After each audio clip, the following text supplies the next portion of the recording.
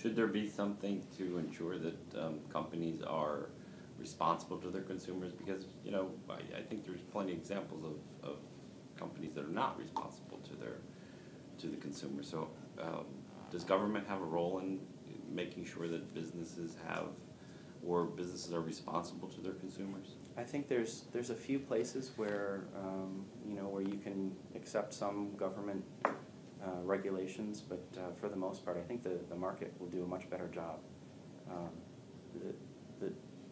The places that are potential candidates for having government regulations would be, maybe environmental regulations and things like that, but nothing like our current EPA. I mean, it's totally out of control.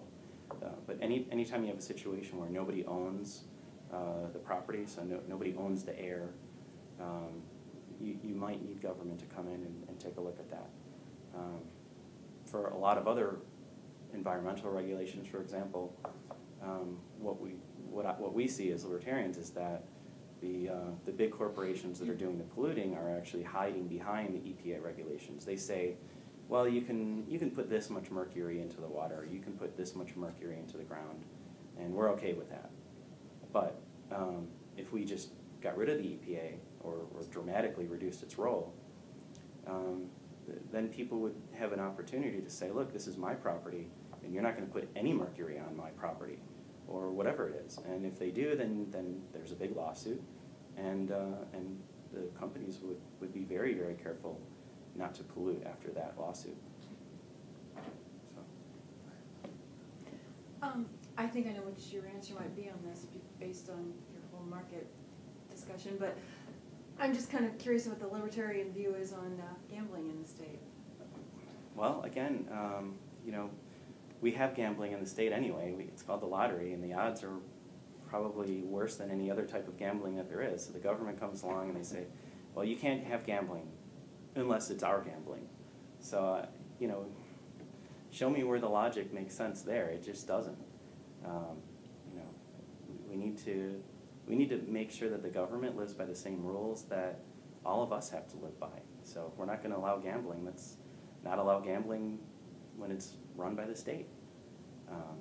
But otherwise, then let's allow gambling, and let's deal with the consequences of that. Do you have a personal?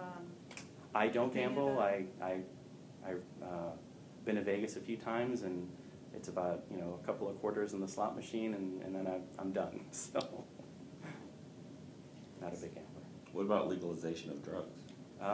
I've always been against it, and that was one of the biggest hurdles to become a libertarian. And the more I read about it, because I really liked everything about the Libertarian Party, except their drug legalization. And so I started doing research. I wanted to be a libertarian, and the more I discovered about the whole thing is that it goes back to free markets.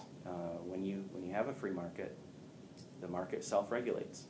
When you have government rules saying no, you can't have marijuana, then there's going to be a black market for it.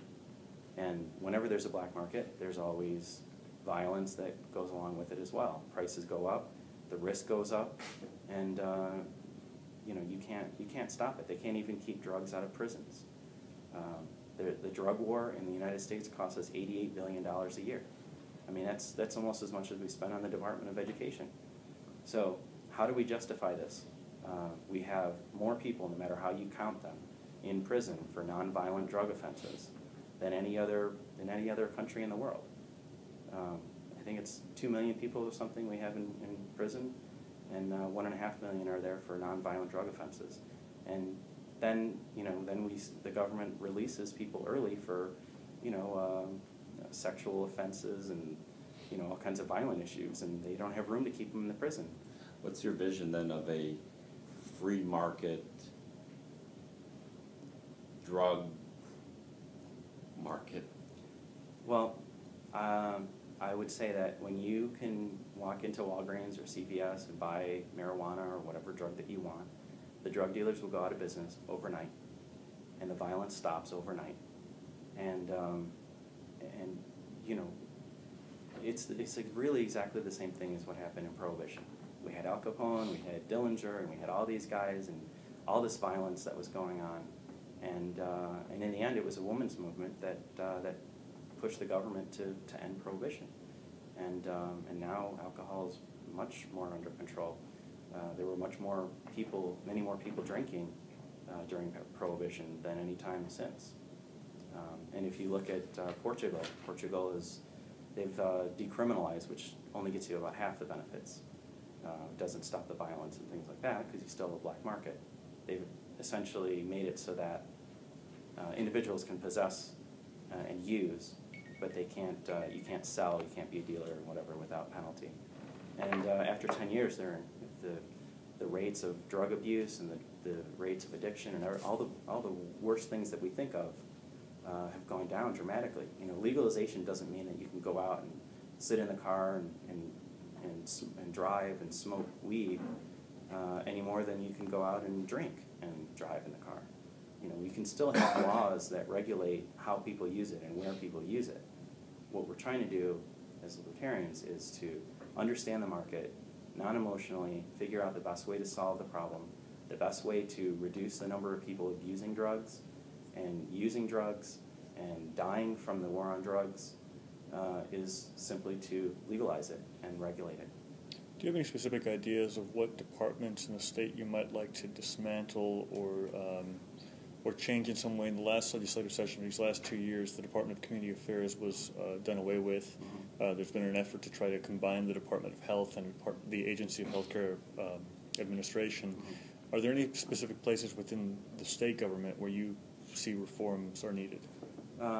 Ideally, a libertarian would probably do away with most of the departments. We really believe that anything that the government does, private businesses could do better and cheaper. Even something like highways. And I don't know if I used to live in Miami, and I drove every day from Miami to Fort Lauderdale. And a private company was given the right to come in, and they shifted some of the lanes over and took 2 lanes in each direction, essentially. And they made it a toll road where the toll varied based on the amount of traffic.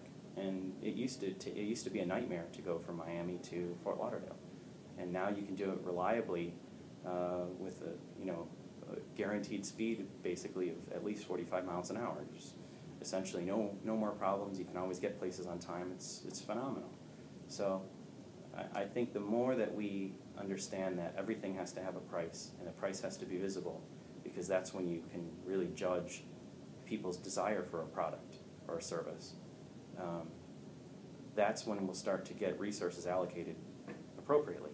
If people really need more roads, then businesses will provide the roads much quicker than the government.